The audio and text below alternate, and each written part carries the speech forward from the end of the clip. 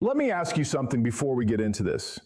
If you had unchecked power for 4 years, no Congress that could stop you, no court willing to slow you down, no agency that could say no, would you use it? Most people say, of course not, I'd be responsible. But here's the uncomfortable truth about power. It doesn't announce itself as a grab. It arrives one court ruling at a time, one executive order at a time, one emergency at a time, until one day you look up and the rules that used to apply simply don't anymore. That's what's happening right now in the United States. And I don't say that to be dramatic. I say it because on June 29th of this year, the Supreme Court handed down a decision that legal scholars are calling one of the most significant shifts in the structure of the American government in nearly a century. It's called Trump versus Slaughter. And if you haven't heard of it, you need to, because it's not really about one commissioner at one agency. It's about a question that goes back to the founding of the country. How much power should one person be allowed to hold? So let's talk about what actually happened, what it means, and this is a part one. Really want you to stick around for. What happens if this trend doesn't stop here? Here's the background you need. In 1935, during the depths of the Great Depression, President Franklin Delano Roosevelt tried to fire a member of the Federal Trade Commission named William Humphrey. Humphrey wasn't doing anything illegal. He just wasn't loyal to Roosevelt's New Deal agenda, and Roosevelt wanted him gone. The Supreme Court said no.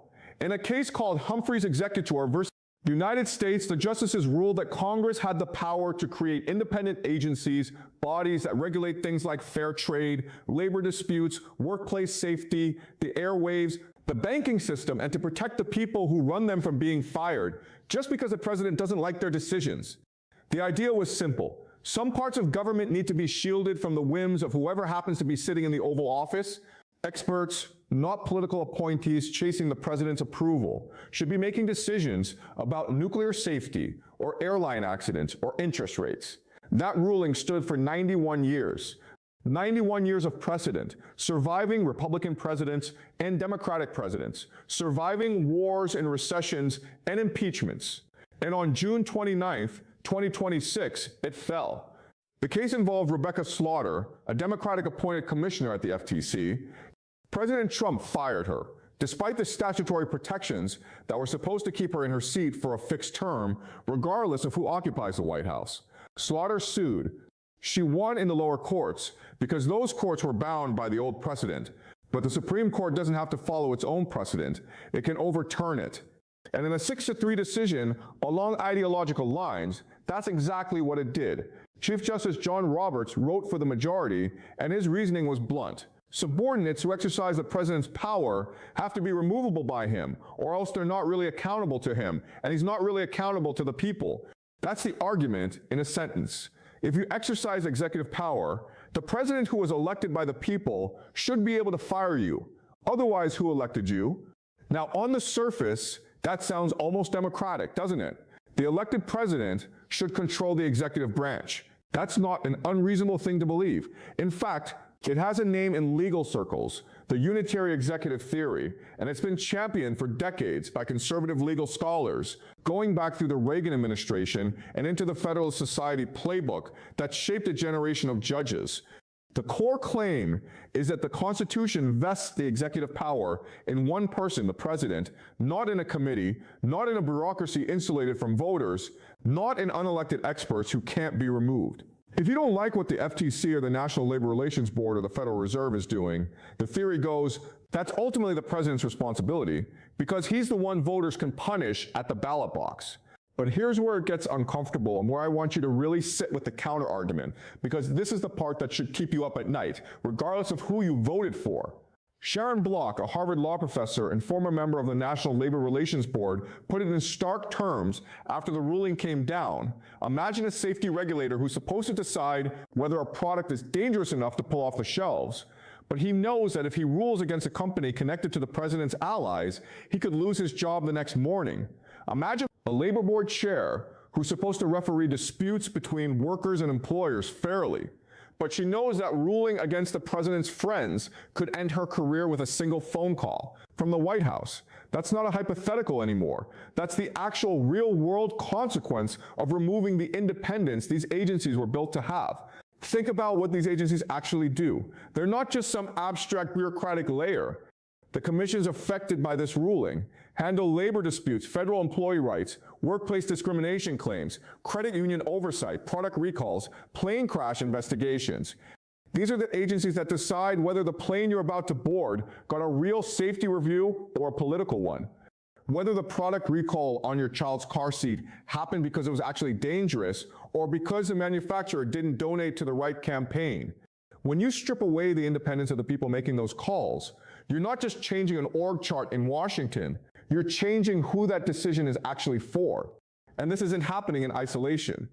This ruling landed alongside other decisions this term that together add up to what legal experts are calling one of the biggest changes to the structure of the federal government in decades.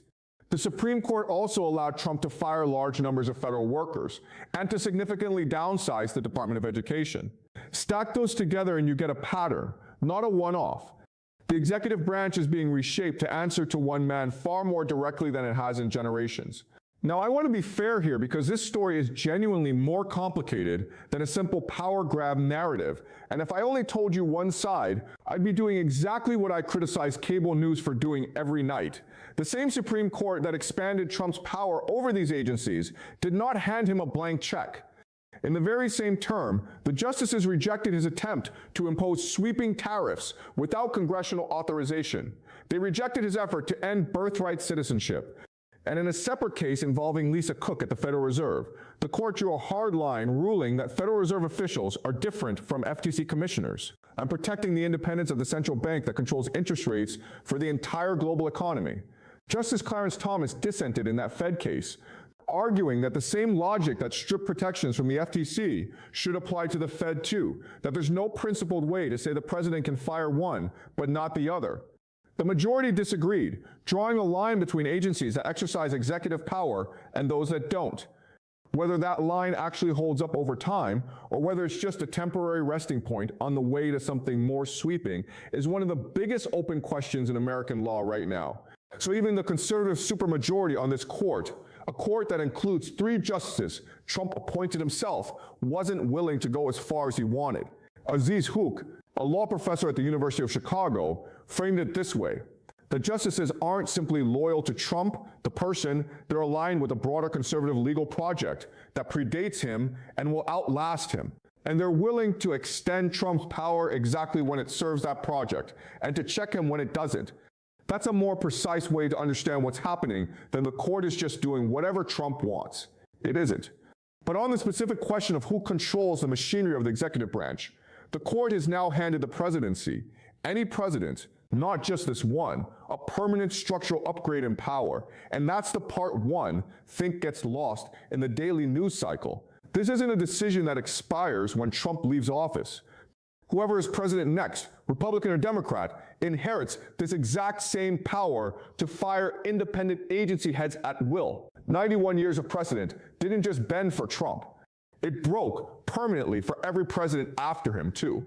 That should change how you think about this. This isn't really a story about one man. It's a story about the office itself. So let's actually play this forward. What happens if this trend keeps expanding?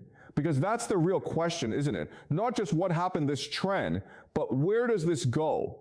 Scenario 1, the agencies become extensions of whoever's in the White House. If every commissioner, every board chair, every regulator knows their job depends entirely on staying in the president's good graces, the natural incentive is to rule in ways that please the president, not in ways that reflect the law, the science, or the evidence. Over enough presidential terms from both parties, you get regulatory agencies that oscillate wildly with each election. Safety standards, labor protections, financial rules, all swinging back and forth, not based on new evidence, but based on who won last November. Businesses hate uncertainty like that. Workers hate it. Even markets hate it, because predictability is what allows long-term investment and planning. Scenario 2, this becomes a tool for reward and punishment. Once a president can fire independent regulators without cause, the fear isn't really about firing. It's about what firing enables. An agency head who wants to keep their job might quietly go easy on a company or an industry connected to the president's donors and come down hard on ones connected to his critics. Nobody has to say this out loud for it to happen. Self-preservation does the work on its own.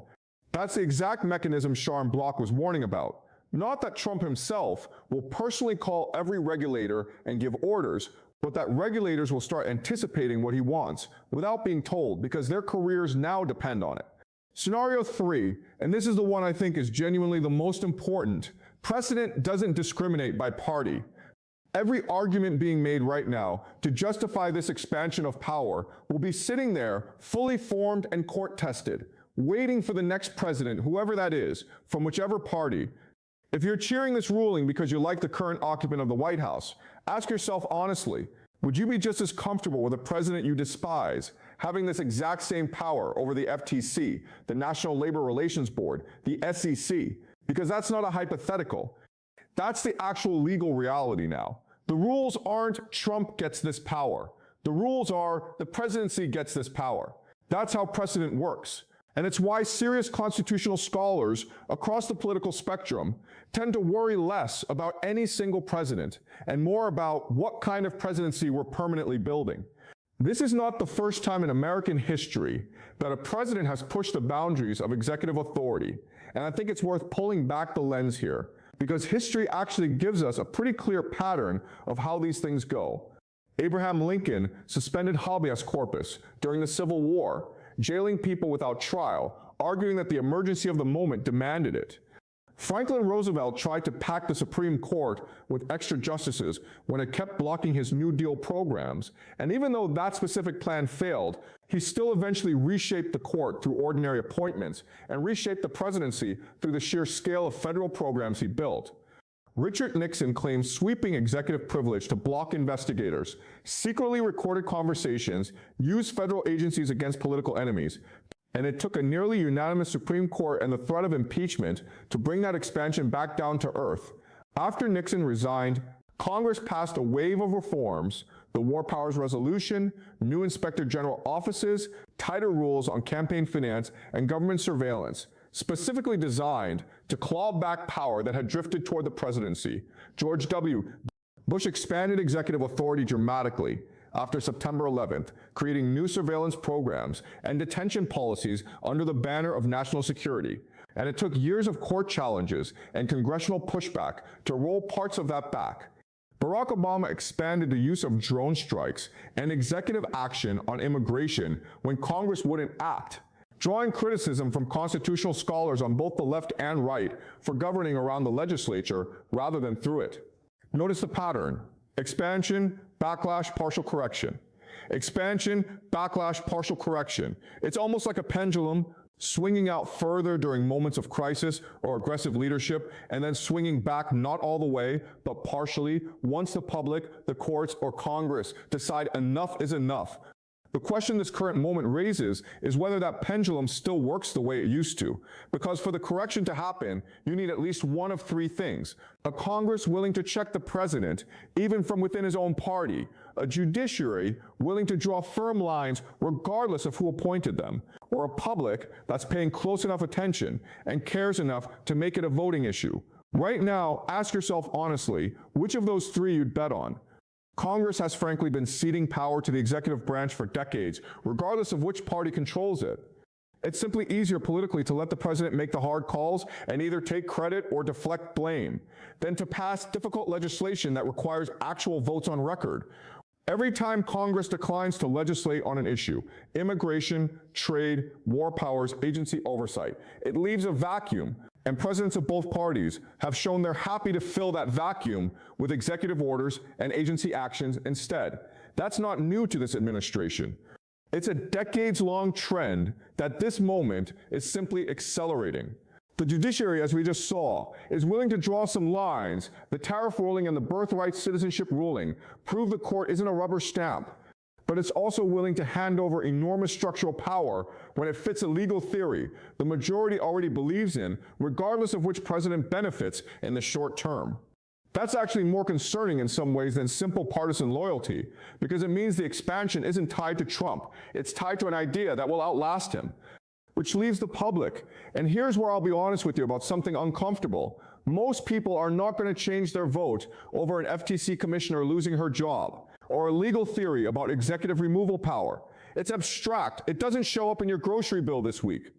But it eventually will, in ways that are much harder to reverse than a price at the checkout line.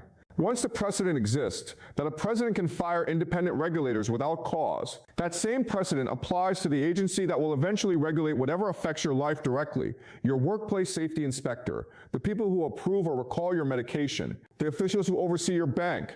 You may not feel it today, you will feel it eventually, and by then, the legal groundwork to reverse it will be much harder to build than it was to tear down. So where does this actually leave us? I don't think the answer is panic, and I don't think the answer is dismissal either.